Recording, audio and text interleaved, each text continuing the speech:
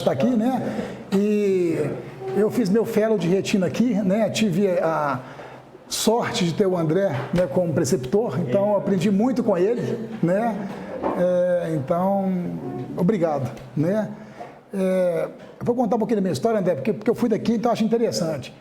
Eu fui da Santa Casa na residência, depois eu fiz fellow aqui e cheguei para o Dr. Cristiano, quer ir para os Estados Unidos. E fui para os Estados Unidos fazer retina. E chegando lá, aqui no Brasil, eu tinha visto um melanoma em toda a minha residência e no meu fellow.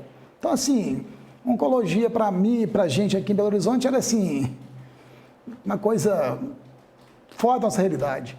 E no serviço de retina nos Estados Unidos, tinha o Jerry Shields, que é o maior nome da oncologia do mundo, ia lá uma vez por mês. Então, eu comecei a acompanhá-lo. Aí, apaixonei pela oncologia. Aí, eu cheguei, meu propósito era ficar um ano nos Estados Unidos, e conversei com ele, Shields, eu quero ficar mais um ano, quero fazer oncologia. Aí, eu me candidatei a uma bolsa, consegui essa bolsa, acabou que eu fiquei mais um ano lá e fiz oncologia lá, que é minha paixão. Então, tudo começou aqui, foi por causa do Dr. Cristiano, que me incentivou a ir para os Estados Unidos e me ajudou, que eu descobri a oncologia, né? Então, eu sou muito grato a ele, aqui é o Instituto, né? Então, vamos lá, gente. Eu vou falar, então, sobre os 3 tumores mais comuns, que é o melanoma, o retinoblastoma e as metástases. Nós temos os outros, mas depois a gente pode conversar, vocês podem me ligar e tudo mais, né? Alguém já viu melanoma aqui? Algum de vocês? Já viram? Tá. Então, vamos lá. O melanoma é o tumor intraocular maligno primário mais frequente do adulto. Ele ocorre mais frequentemente na raça branca. A incidência é de 8,5 vezes maior em brancos que em negro, né? E a idade média no momento diagnóstico é em torno de 53 anos. Então, aqui nós temos o melanoma, né? Justa discal, né? Com essa lesão mais escura, com pigmentos laranja, e aqui com descolamento seroso, com líquido provocado por ele. Os sintomas, gente, relatados pelos pacientes com qualquer tipo de tumor, né, eles são muito inespecíficos, então a gente não consegue pensar em um tumor. A gente só passa a pensar em um tumor quando a gente vê a lesão, né? Porque a queixa é visão embaçada, olho coçando, é muito inespecífico.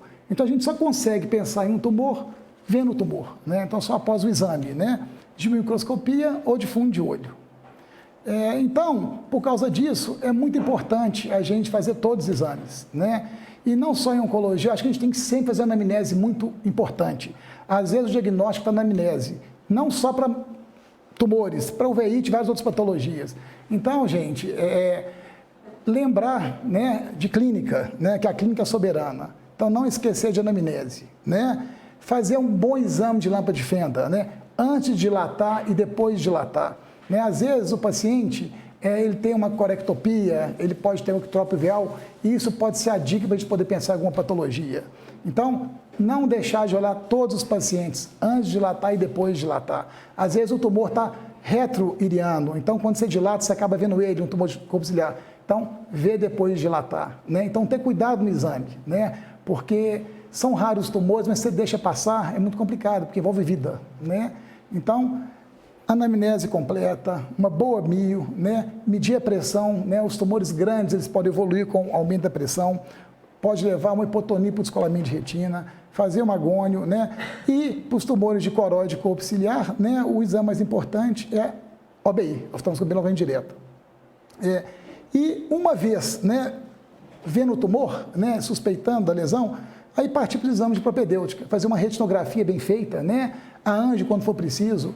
E aqui eu gosto de falar uma coisa para vocês que estão começando, na retinografia, gente, ela deve pegar toda a lesão, então não só tumor, qualquer lesão de fundo de olho, hemorragia, tentar pegar toda a lesão. Não é comum chegar para mim um pedaço só da foto, não adianta, né? Se a lesão não conseguir, se não conseguir pegá-la com uma foto só, pega por partes, né? Pega todos os limites dela, isso é muito importante para acompanhar, para definir diagnóstico e para definir conduta. Então, eu falo isso, parece muito básico, mas acontece toda hora, né? Então, viu qualquer lesão, hemorragia, tumor, tentar documentar a lesão toda, né? A transiluminação escleral, o que é isso? Você apaga a luz da sala e vai colocar a fonte de luz no centro da córnea. E aí, se for uma lesão tumoral ou se for uma hemorragia, você consegue ver a sombra dela na esclera. Então, isso ajuda a diferenciar de lesões císticas de lesões tumorais de massa ou hemorragia. A gente não faz muito de rotina, não, para diagnóstico. A gente faz sempre quando vai tratar o melanoma com braquiterapia, vou mostrar para vocês. Para você localizar a lesão para colocar placa, você tem que fazer transiluminação, tá? Mas para diagnóstico a gente não usa muito, não. Apesar de ser muito, ajudar muito em casos duvidosos. O ultrassom é fundamental para qualquer tumor, né? Ele é fundamental para poder comprovar se a lesão é tumoral ou não, se é cística ou sólida, para a gente poder ver as características da lesão, que cada tumor tem uma característica própria, e para a gente também medir as lesões, né? Porque juntando né, a espessura, né, da lesão e os achados que a gente define conduta. E aqui eu quero também falar de novo, toda semana eu recebo ultrassom de lesão tumoral sem as dimensões, sem as características. Então eu acho, gente, o seguinte, se você não sabe fazer, então não faça, encaminha. Porque, infelizmente, o médico cobra do paciente e o exame não vale, né? E é desagradável você ter que falar para o paciente, olha, vai no seu médico de novo, pede para ele fazer, muitas vezes ele não sabe fazer, então ele não tem como fazer, mandar para outro médico, né? Então acho que a gente tem que ter essa humildade, fazer o que a gente sabe. Não sei, eu sei ultrassom, mas não sei ultrassom em tumores, então encaminha para outro, tá? Porque se chegar para mim ultrassom sem as medidas, diâmetro tanto por exterior, lato lateral, espessura e características, eu não tenho como tomar uma conduta, tá? Acho que assim, é importante saber disso também, fazer o que a gente sabe, tá joia? UBM, né? A gente usa muito o UBM para lesões de corpo ciliar e de íris, então se o tumor é de corpo ciliar e íris, a gente tem que pedir um UBM. Tomografia e ressonância, a gente pede mais para poder ver se o tumor está invadindo órbita ou não. Para diagnóstico, é um pouco difícil ainda fazer a diferenciação no caso do melanoma, de outros tumores de hemorragia. Ajuda, mas não dá muita segurança. Então é muito importante, quando a gente suspeita que tem invasão de órbita, a gente pede tomografia e ressonância. Biópsia aspirativa, no caso do melanoma, naqueles casos que a gente tem muita dúvida, os tumores abelanóticos, a gente faz. Mas hoje, com a experiência, com a oftalmoscopia bilocal indireta, com o ultrassom, a gente, mais de 99% das vezes, consegue fechar o diagnóstico.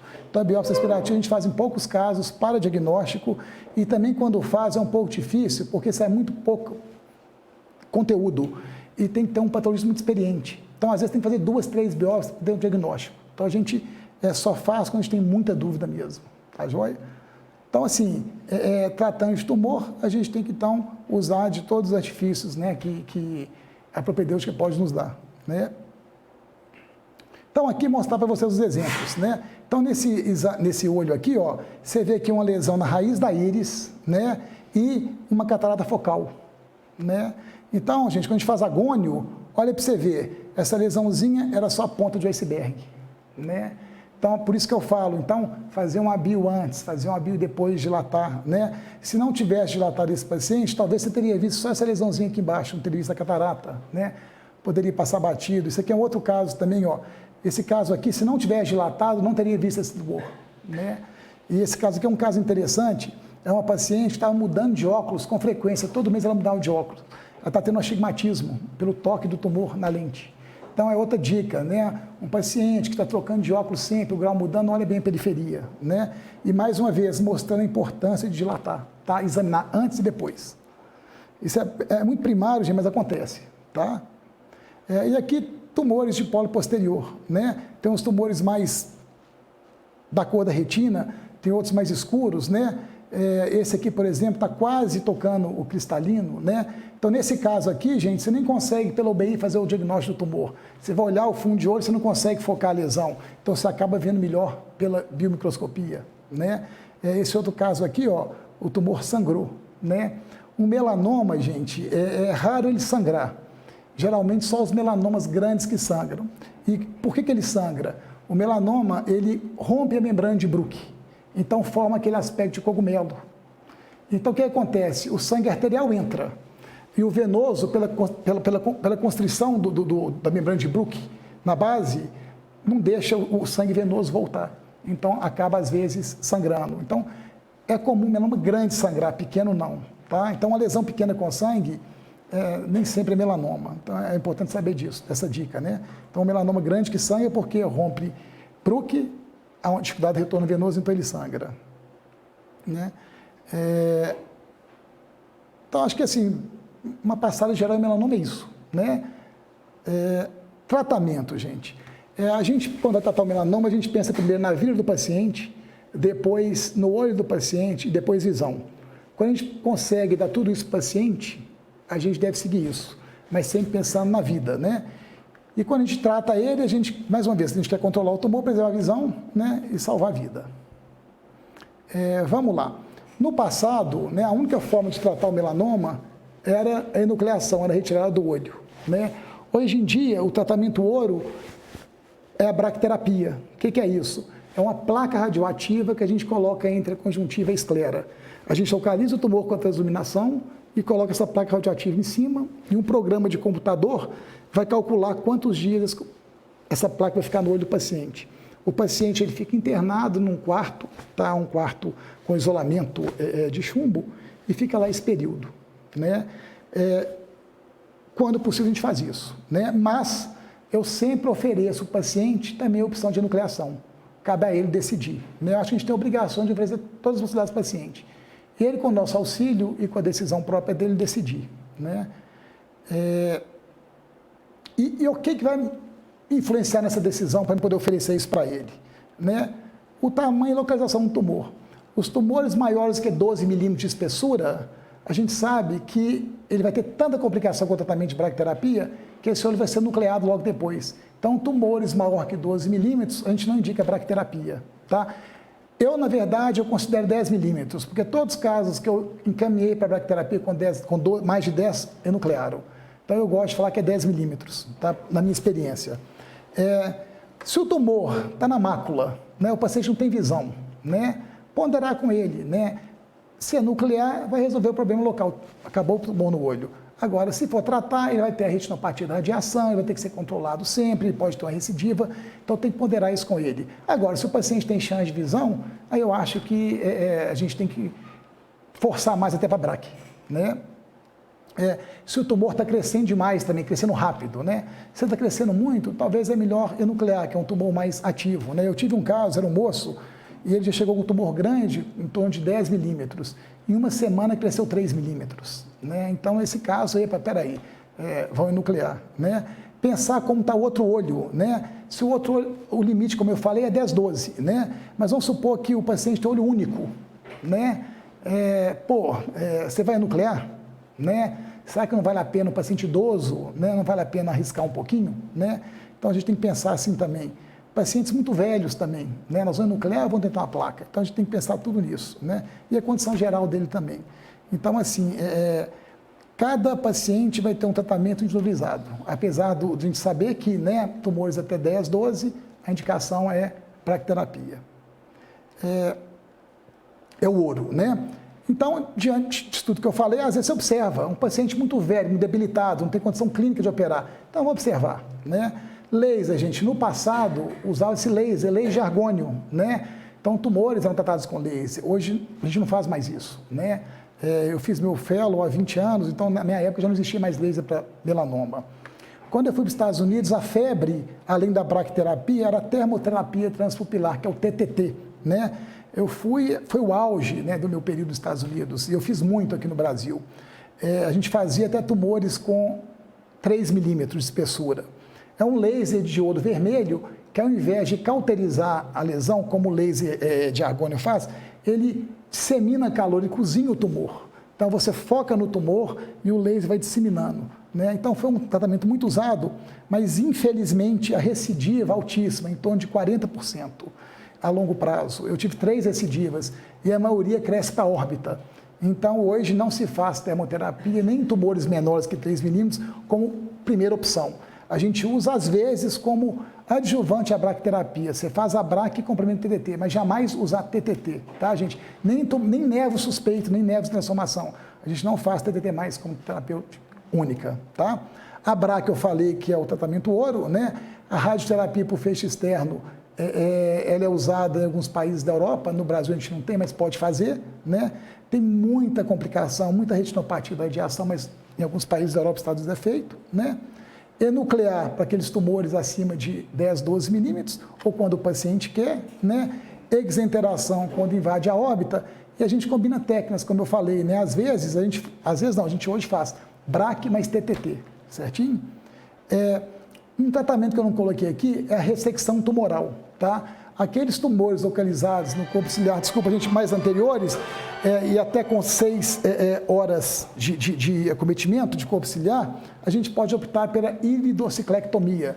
É uma cirurgia muito difícil, mas a gente consegue retirar esse tumor todo, tá? Na literatura, a gente pode ver que tem serviços que faz a vitrectomia do tumor, né? É uma conduta que, no serviço que eu fiquei, o Shields, ele condena, né? Ele acha que a chance de recidiva ou a chance de disseminação é grande, então é uma técnica que tem serviço que faz, mas eu não indico, tá? Então são as possibilidades de tratamento. Metástase, geralmente por via hematogênica, né? E a maior ocorrência para o fígado e pulmão. Então hoje, gente, a gente consegue controlar, né, o tumor localmente muito bem, né? A gente consegue com a braquineonucleação resolver o problema do tumor, mas só que infelizmente a gente não consegue ainda evitar as metástases, né? Então os pacientes acabam, né, indo a óbito devido às metástases. Muitos estudos voltados para isso, mas ainda sem sucesso, e principalmente porque o melanoma de coroide é um melanoma totalmente diferente do melanoma de pele, né? Para o melanoma de pele hoje a gente tem excelentes resultados, até cura, né, com a imunoterapia, mas o melanoma de coroide é outro tumor, é outra genética, então os tratamentos para melanoma de pele, para as metástases, não servem para melanoma de coroide. Então hoje, assim, a gente já sabe disso, né? Então a gente está direcionando mais os tratamentos para outras pesquisas, vamos ver se dentro de 1, 2 anos a gente consegue alguma coisa. Mas infelizmente, para as metástases de pele, o tratamento não funciona para o tipo coroide. Então é uma frustração nossa, né? Porque os nossos pacientes acabam indo a óbito sem tratamento, né? É o que eu falei, que o desafio nosso, então, é resolver isso, né? De tentar descobrir, né, medicamentos que possam evitar, ou pelo menos, né, resolver as metástases. E o que tem de novo, então? Né? O que tem de novo hoje é o seguinte, que nos Estados Unidos e Europa, todo paciente com melanoma, ele tem a opção, caso ele queira, de fazer um estudo genético desse tumor. E o que esse estudo fala? Esse estudo fala o seguinte, que você tem um melanoma que vai dar metástase precoce, você tem um melanoma que vai dar metástase tardia, você tem um melanoma que não vai dar metástase. Tem paciente que acha interessante isso, né? Tem paciente que não acha, porque na verdade não vai mudar nada, a gente não tem tratamento. Então só ele vai saber, eu vou morrer cedo, eu não vou morrer, eu vou morrer tarde. Então, assim, mas é isso, né? Mas lá nos Estados Unidos, todos os pacientes recebem, né, essa oferta, né?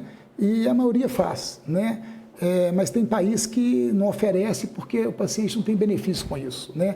Aqui no Brasil, infelizmente, nós não temos acesso aos exames, né? A gente não tem como fazer. Tem que mandar para os Estados Unidos, acaba ficando muito caro, né? E como é que é feito? Você colhe material do melanoma via biópsia aspirativa, né? Você pega uma agulha de 27 gauges, ou você vai com OBI ou com vitreógrafo, colhe o material e manda para estudo, tá? Então, o que tem de novo no mundo hoje é isso, né? Muita pesquisa, tá? Mas ainda sem efetividade em termos de mudar o prognóstico do paciente. Então, nós temos o FISH, o PEG, o MLPA, né? Então, são exames que estão aí, né, pelo mundo. E é importante saber porque cai em prova de CBO, tá? Depois eu passo para vocês, é importante saber esses exames, né? E para terminar, gente, aqui no Brasil, até então tinha 2 centros com braquiterapia, né? São Paulo, AC Camargo e Einstein.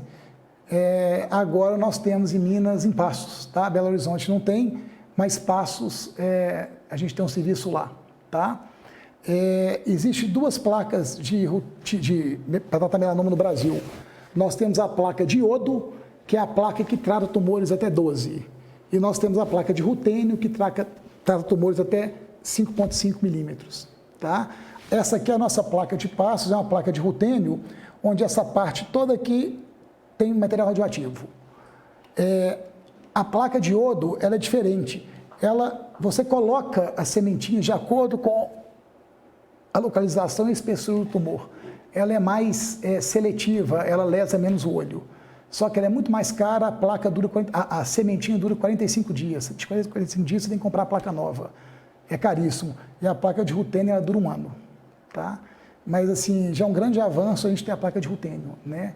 Então, aqui em Minas, até 5,5 a gente trata aqui, acima de 5,5 trata em São Paulo. Tá? Foi uma vitória para a gente. Nós vamos ter em Belo uma hora, não sei quando, mas é meu sonho, né? Então, sobre melanoma, é isso, né? Uma breve explanação, né? Alguém quer perguntar alguma coisa? Alguma dúvida?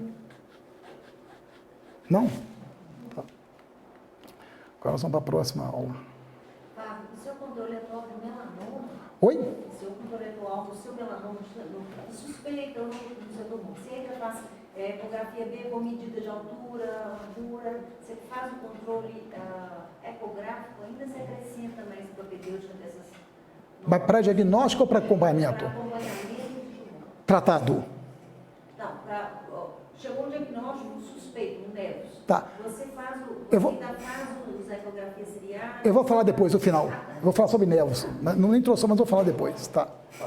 Oi. Os seus casos de melanoma que são suspeitos, assim, você manda para análise multidisciplinar, assim, um check-up? Ah, foi bom você falar isso. Desculpa que eu não falei. Sim, todos os pacientes são encaminhados para o onco, né? E eu só trato, né? Eu só faço a BRAC em São Paulo, só faço a BRAC após avaliação oncológica, né? Foi bom você falar. E como que é feita essa avaliação?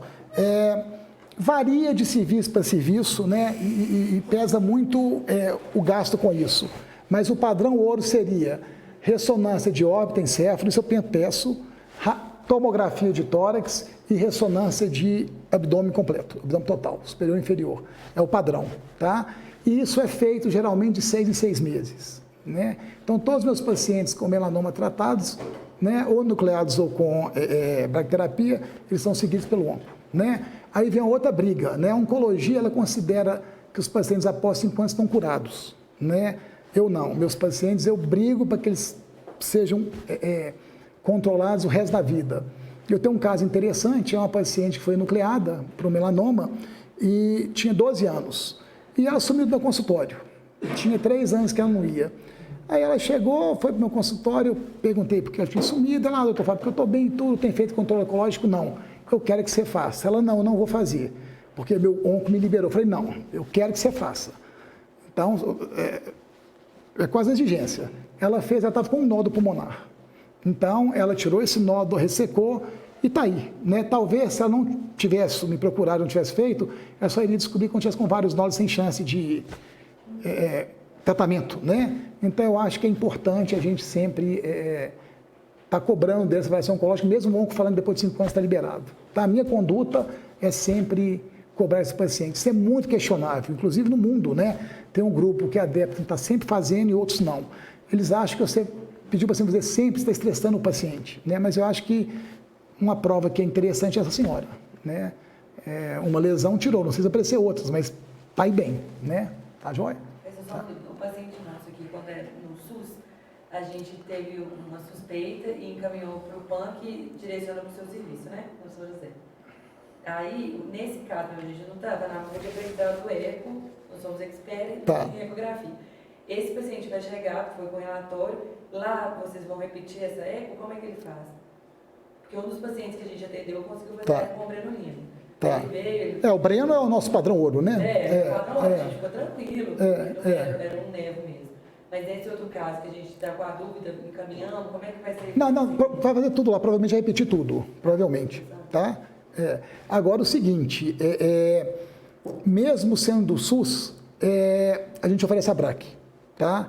Foi bom você comentar isso. Eu acho, gente, que a gente tem obrigação como médico, não só como oftalmo, como médico, oferecer tudo para o paciente, independente se ele é pobre ou rico.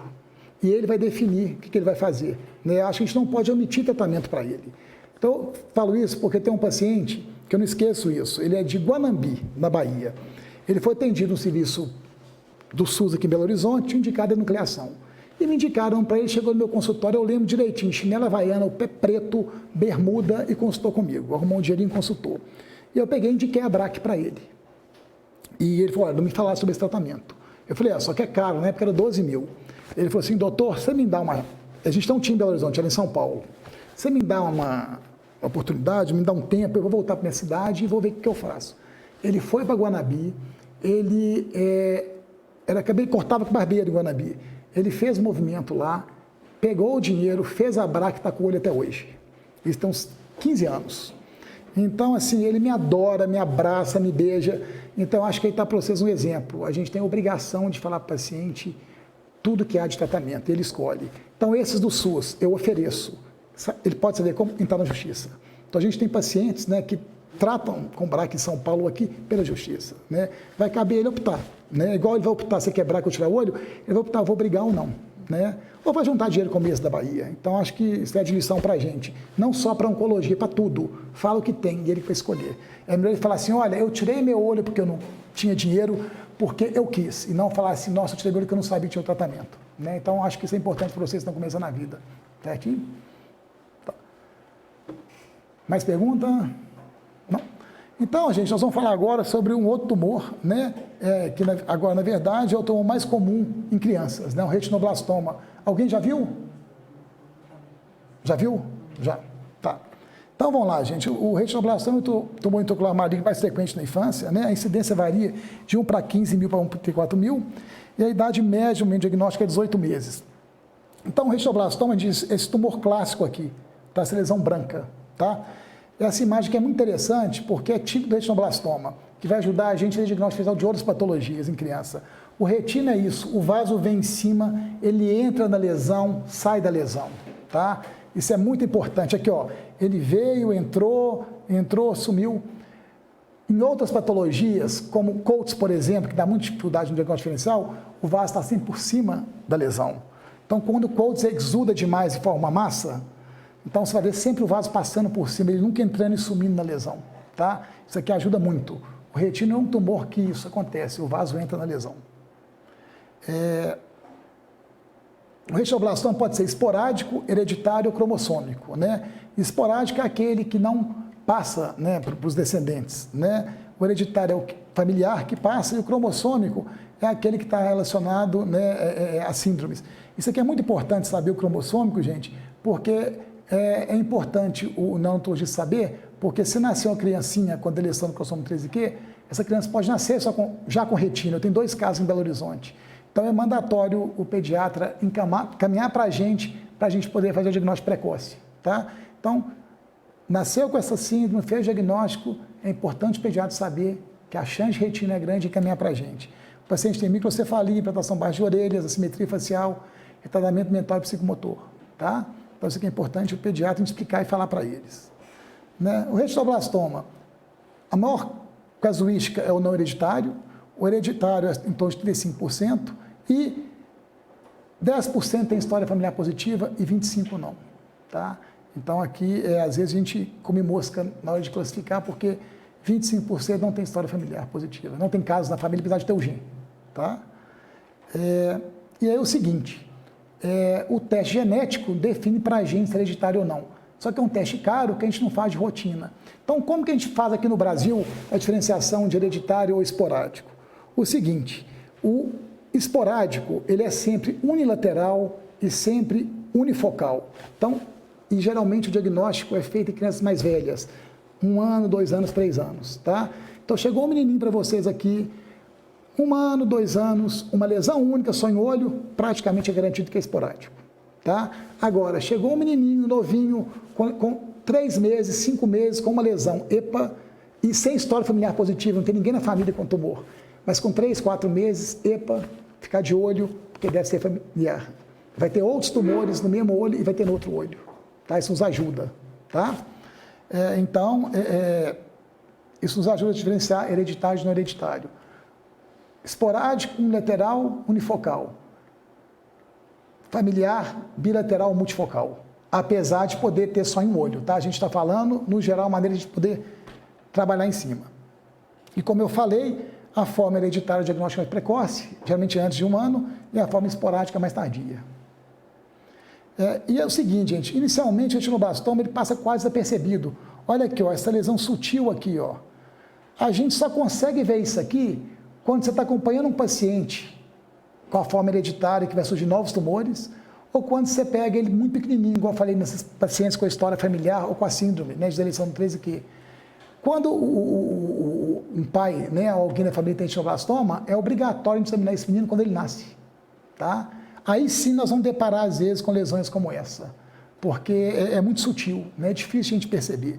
Aí a lesão vai crescendo, vai ficando grande, ó, o vaso some, aparece, vai ficando mais fácil o diagnóstico, ele vai crescendo e lança sementes vírus na fase avançada já, né? Aí fica muito mais fácil o diagnóstico. Então, retina nessa fase aqui, de novo, é só quando você tem uma forma hereditária de novo tumor durante o tratamento ou quando o diagnóstico que você faz precoce, quando tem história familiar positiva. Tem um caso aqui em Belo Horizonte, uma mãe pediatra, ela teve retina bilateral, ela tirou um olho e manteve um olho. E a filhinha dela nasceu, ela pediu que eu fosse examinar a filha dela com 3 dias de vida. André, foi um dos dias mais tristes da minha vida, porque eu fazendo a OBI, ela do meu lado, eu rezando para não ter nada. Quando eu bato a OBI, lesão macular. Eu travei. Ela tem, doutor? Eu tenho. Quando eu vou olhar o outro olho, outra lesão macular. Então, esse dia, para mim, foi um dos piores dias da minha vida. Mas, por outra, é vida para a menininha. Ela está linda, está aí, mas, assim, foi horrível, porque eu queria muito falar que não tivesse nada, né? E macular, né? Então, mas é importante fazer diagnóstico precoce nos casos hereditários. Vamos lá. Leucocoria é o achado mais comum, né? Então, gente, o seguinte, leucocoria até 5 anos de idade, até que se prove o contrário, investigar retino, tá? Jamais operar um olho com leucocoria sem ter certeza, tá? Porque se você abre o olho com retino, você mudou o prognóstico do paciente. Então, ficar atento para isso, tá? Então, 50% dos casos de retino, leucocoria. Estrabismo também, né, gente? Então, é muito comum chegar a mãe para a gente com um menino com 1 ano, 1 ano e meio, já com a lesão, ou 2 anos, e falou, meu filhinho, o olhinho começou a virar, foi em vários médicos, não falaram nada. Então, gente, até 6 meses, né, é comum você não ter o olho, né, com a visão binocular, né, centrada, fundida. Depois de 6 meses, se o olhinho começa a desviar, pensar em retina, fazer um fundo de olho, e não só achar que é estrabismo, tá? Outra coisa, na verdade, não é celulite, pseudocelulite. Isso aqui que acontece muito em urgência pediátrica, e acontece também para a gente em urgência, né? É o menininho chegar com esse olho assim, né? E achar que isso é uma pseudocelulite. Muitas vezes é um retinoblastoma necrótico. O tumor está tão grande que ele sofre a necrose, então dá essa pseudocelulite. Então, chegou o menininho aqui, com o olho desse jeito, fazer um fundo de olho, fazer ultrassom, vai ter certeza que deu retino. Tá? Isso a gente come mosca. Sementes vítreas, naqueles casos muito avançados, né? Pensar em uveíte, não, pensar em retino também, tá? São casos avançados. Ifema, toda criancinha que já com ifema, pensar em retino, com heterocromia de íris decorrente da alteração de pressão, pensar glaucoma e proptose nos casos com invasão de órbita. Então, ficar muito atento para isso, tá? Mais uma vez, o diagnóstico, né, é só feito após o diagnóstico, exame completo, anamnese muito importante para poder diferenciar de HOP, né, de trauma e tudo mais, tá? Então, perder tempo com a anamnese. Mais uma vez, a anamnese, às vezes, é o diagnóstico da gente, é onde está o diagnóstico. Mais uma vez, oftalmoscopia, ultrassom mandatório, mais uma vez, o ultrassom vai falar para a gente localização, tamanho e vai mostrar a presença de cálcio. Na grande maioria das vezes, o retinoblastoma tem cálcio. Então, praticamente, o ultrassom confirma o diagnóstico. Tomografia. A gente usa muito para confirmar, né? Só que a gente sabe o seguinte, que nos casos hereditários, devido à radiação da tomografia, você pode induzir segundos tumores na região periocular.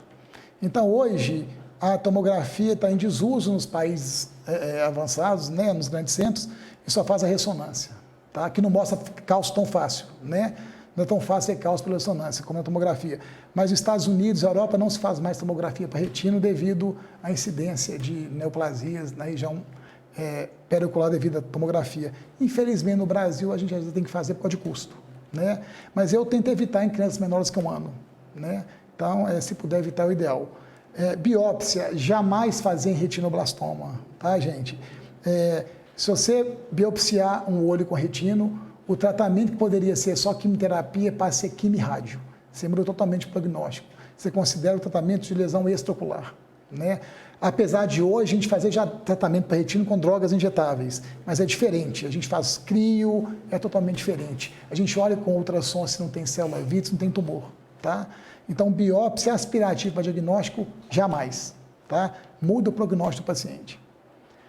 Ultrassom aqui, né, ó, não está muito bom, mas o ultrassom ele vai mostrar aqui sombra acústica, né, que é devido à presença do cálcio, então você vai ter uma sombra acústica, ajuda muito no diagnóstico.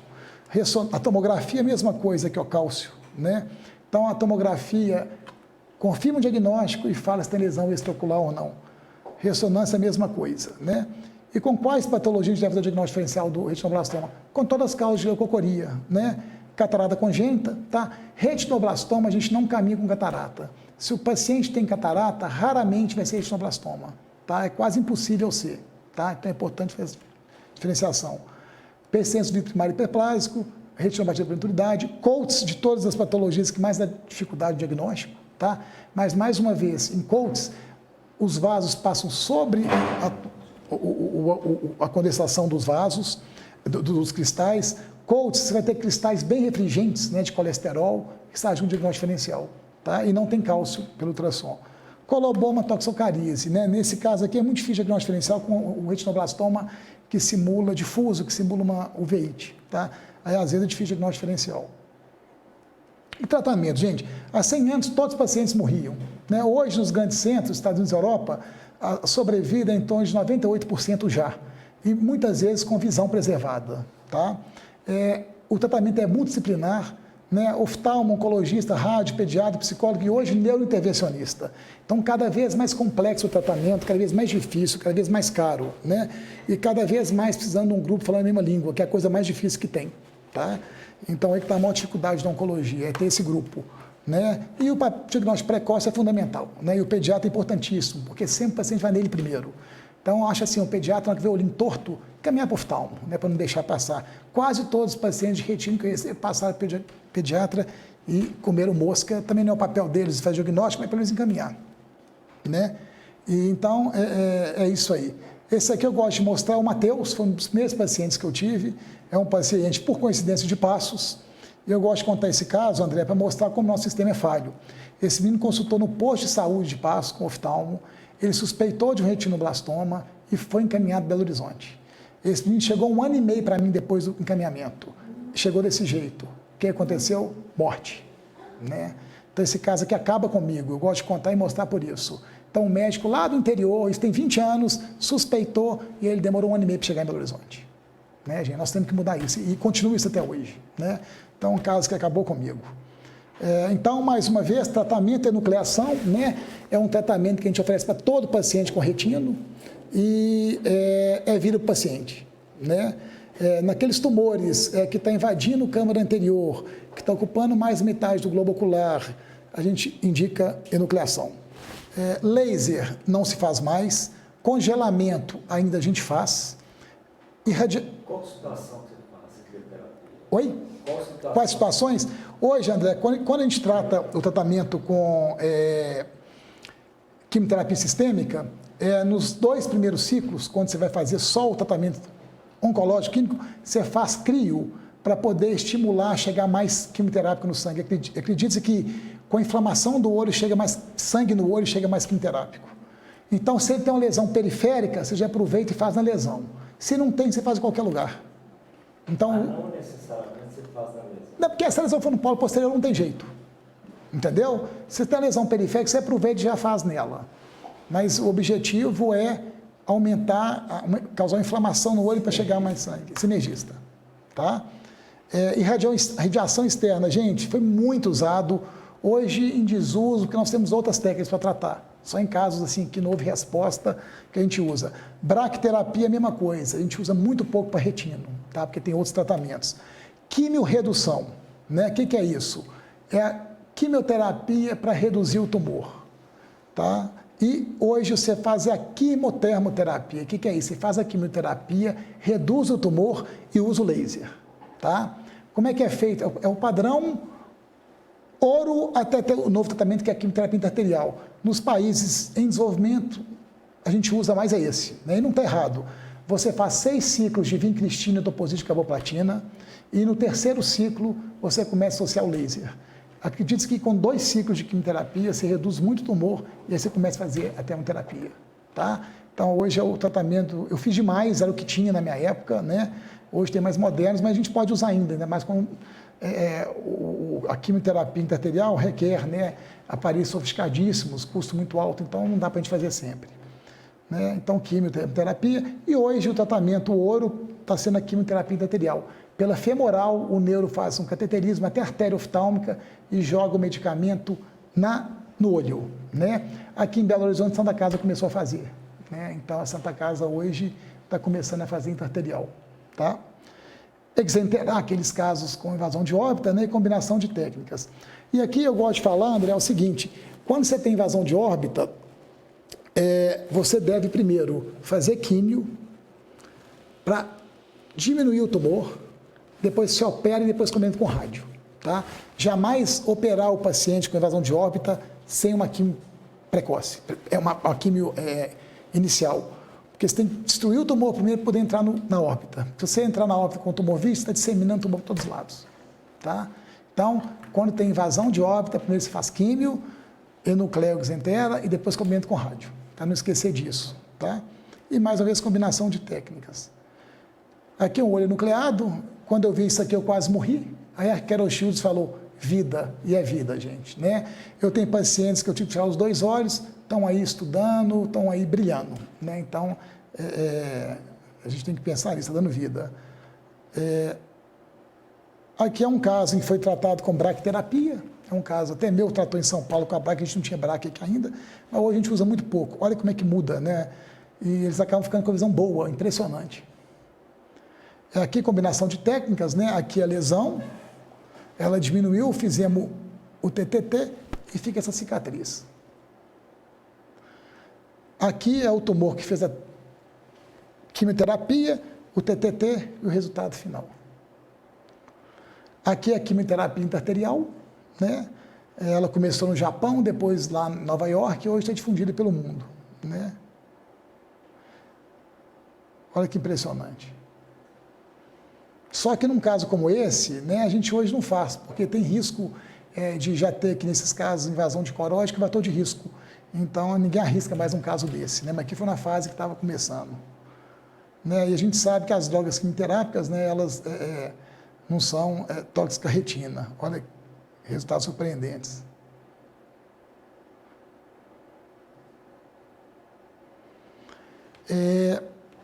O que tem de novo hoje? Né? Como eu falei anteriormente, hoje a gente já consegue, a gente já pode fazer injeções de medicamentos, né, intravia, aqueles casos que a gente não teve sucesso, né, com intraarterial com sistêmica.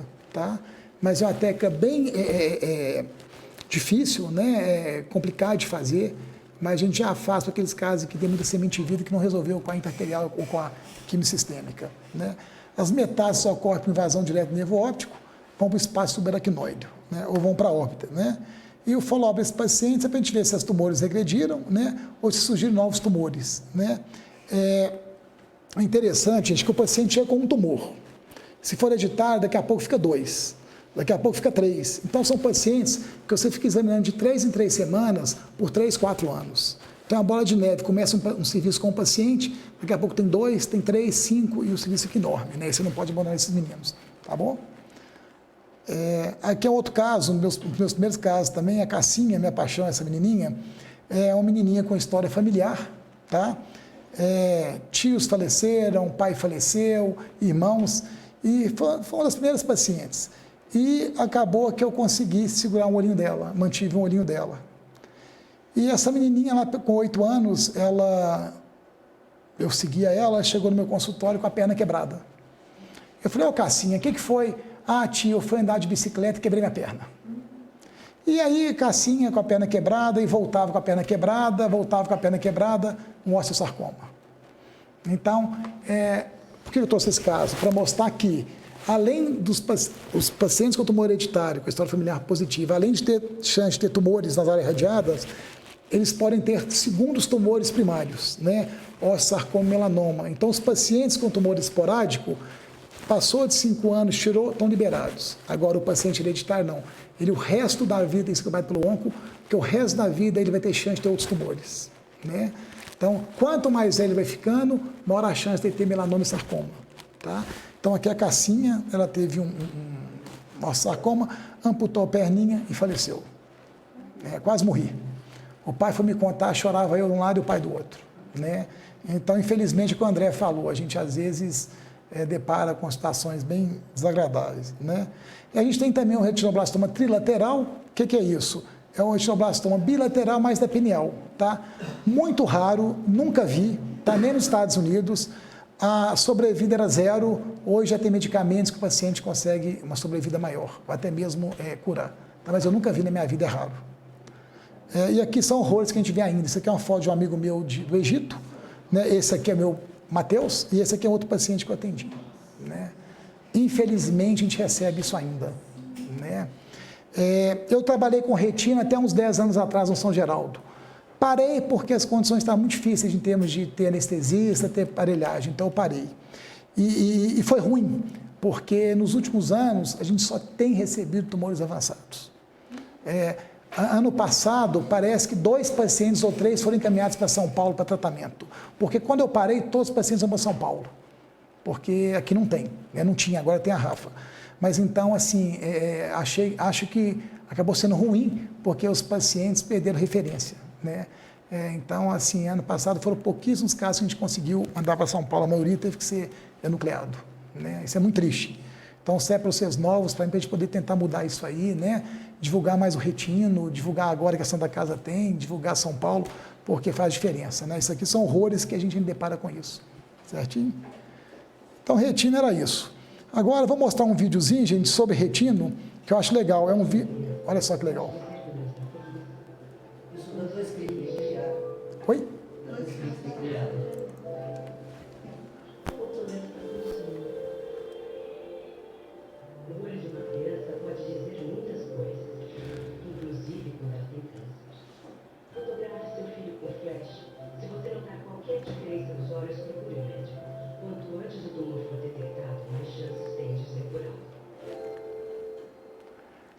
Esse foi um vídeo. Vê de novo.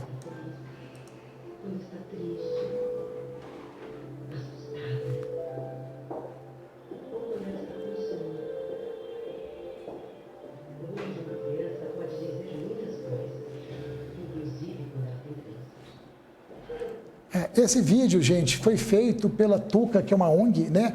São Paulo tem 2 serviços de retinoblastoma. Santa Marcelina, que pertence à ONG Tuca, e no GRAC da Escola Paulista.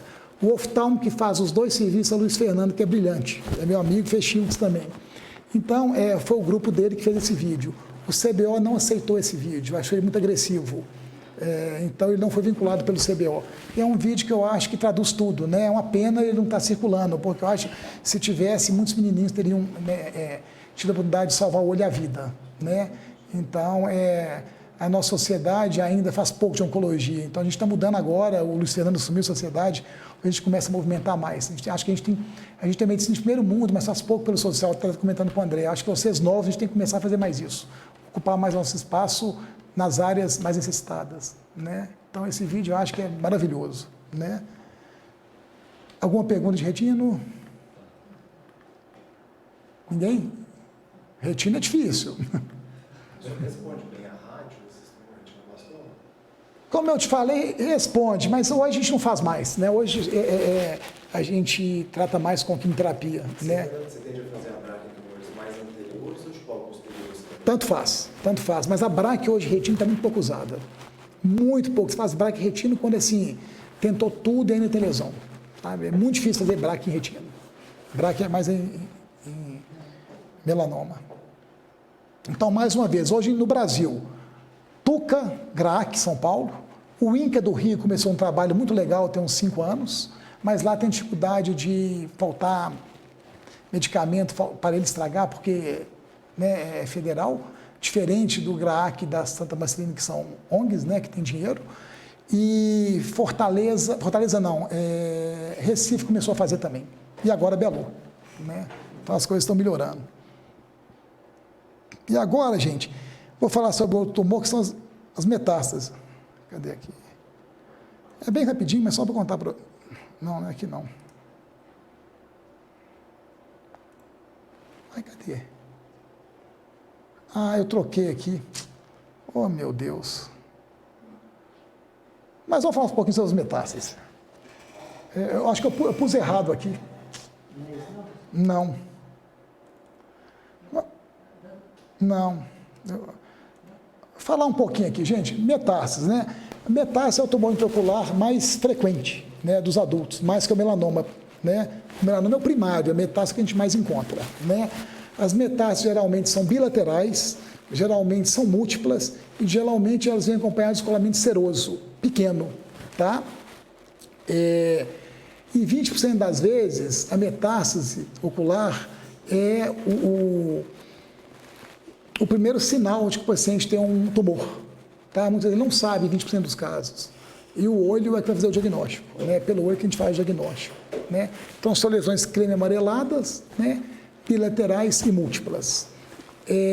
Geralmente, quando o paciente tem uma lesão ocular, é um sinal de mau prognóstico. Geralmente ele vem acompanhado de outras metástases e o prognóstico é sombrio, tá?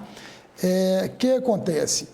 Até hoje é difícil para mim, porque as metástases, elas ocorrem 5, 6, 10, 20 anos após o câncer de mama e de pulmão. Aí é uma briga com o onco, porque para eles 5 anos é cura. Aí chega o paciente com 10 anos para mim, com aquele quadro típico, o onco. Não é. Você fala, não é. Aí você vai investigar, o paciente está cheio de lesão. Aí ele acredita, né? Então o paciente acaba perdendo muito tempo para chegar no diagnóstico da lesão ocular primária, né? O tratamento, né? Se a lesão é periférica e ele vai começar a quimioterapia, você até pode esperar aqui, ó, que pode ser que, ele tem uma resposta, mas é difícil. Geralmente tratamento com radioterapia externa, quando são lesões múltiplas, e se for uma lesão única, a gente pode fazer bracterapia, tá? Mas funciona muito bem, né? Então aqui, ó, tá vendo aqui, ó, uma lesão branca amarelada, outra aqui em cima. Essas são lesões múltiplas branca amareladas, né? Quase seguro de livro, né, André? Quadro típico, né? E a maioria é coroidiana, tá? De nervo óptico, retina é muito raro. Eu, nesses 20 anos, tive um caso de metástase retiniana, tem 8 casos no mundo. Eu tive um caso agora recente, né? Um caso lindo. E o seguinte, como eu falei, as metástases mais frequentes, mama na mulher e pulmão no homem, né? Pulmão e mama, né? A maioria são carcinomas, melanoma é menos frequente, sarcomas são raros. E crianças também, as metástases são raras. O ultrassom é muito importante no diagnóstico diferencial, né? Não falei detalhe do melanoma. O melanoma, geralmente, você tem dificuldade interna baixa, porque as células do melanoma, elas são muito compactas. Então, o feixe, o raio do ultrassom, ele passa por ela, ele bate no tumor, tem um pico alto, depois ele cai, porque é tudo muito homogêneo. Então, a dificuldade é baixa. Na metástase, não, um tumor muito vascularizado, então o raio vai e vai batendo em vaso em tecido, então a dificuldade dele é média alta. Então, isso ajuda o diagnóstico diferencial, tá? E o ultrassom também, né, como no melanoma, é importante para poder ver as características e dimensionar também a lesão, para ver se o tratamento está aumentando ou diminuindo. Ou é que você faz em função do Doppler? Não. Até foi bom você falar sobre Doppler, tá? Como eu falei, o tratamento, né, gente? Se for lesão periférica e o paciente for usar quimioterapia sistêmica, você pode esperar um pouco. Mas geralmente resolve com radioterapia externa ou bracterapia. Avastin, né, para metástase. Não existe nenhum estudo grande falando que antigiogênico, Avastin, melhora a metástase. Você vai pegar um caso, ter um melhora, outro não. Eu acho que não é o tratamento para metástase, né? E o Shields concorda, eu sigo a teoria, né, o que eles preconizam, né? Não resolve, né? Os antigiogênicos não funcionam muito bem para os tumores, nem para os vasculares, tá? E naqueles casos que a gente tem muita dor, enucleação, glaucoma vascular, a gente enucleia. Então, metástase era isso, é bem resumidinho, né? Alguma pergunta? Não? Então era isso, gente. Né? Assim, bem básico, né? Bem rápido. Mas eu queria só dar uns toques para vocês poderem entender mais, né? Eu estou às horas, né, se querendo qualquer coisa, né? Eu tenho muito caso, quem quiser publicar pode me procurar. Eu tenho muito caso, eu sou ruim para publicação, sou ruim para aula. Então, André, estou aberto, querendo, né? Só, Fábio, eu quero publicar. Vamos publicar, Tem muito caso interessante. Tá, joia? Eu estou às horas, precisando, pode me chamar, eu venho aqui, eu gosto, né? Eu sou meio cigano, né, André? Eu estou em todos os lugares, mas respeito todos os lugares, mas por isso que eu estou em todos, mas estou às ordens, né? Precisando, tá joia? Então é isso, gente. Desculpa aí qualquer coisa. Tá joia. Obrigado, André. Obrigado.